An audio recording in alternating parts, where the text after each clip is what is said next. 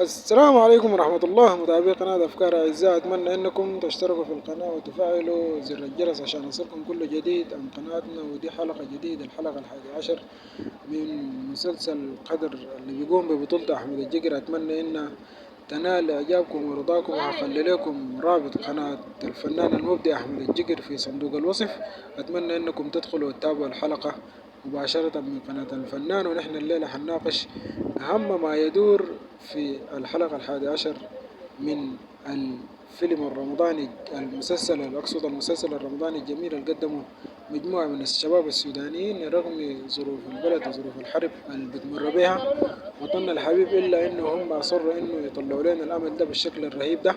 كل الناس اللي تابعت الحلقات اللي فاتت من الحلقة الأولى للحلقة العاشرة امبارح كلهم كانوا متفاجئين بكمية الاتقان والجودة اللي في المسلسل ده. أتمنى إنه ينال إعجابكم ورضاكم ويكون رمضان سوداني بعيد عن وطننا الحبيب اللي الناس اتفرقت وشتتت فيه في دول المهجر كثيرة. ودي كانت مقدمة بسيطة، وللناس اللي تابعوا الحلقة العاشرة أمس بيعرفوا كانت بتدور في شنو. والحلقة دي إن شاء الله توقعاتنا لها إنها تكون حلقة مثيرة، وإن شاء الله هتحقق أهدافها.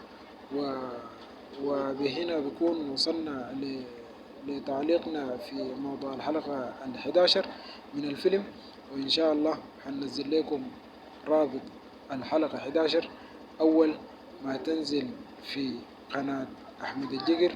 كده بكون وصلنا لختام التعليق الأول، ونلاقيكم في الحلقة 11 بإذن الله. أتمنى أنها تنال رضاكم وإعجابكم، وشكرا جزيلا أنكم دخلتوا قناتنا.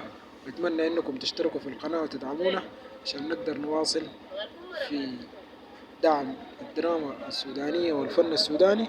وكده بكون نحن ساهمنا ولو بالبسيط في إنه البلد دي تمشي لقدام. وإن شاء الله في الحلقات الجاية هننزل لكم دعم للصفحة، وإن شاء الله نتلاقى في الحلقة الجاية بإذن الله. ورمضان سوداني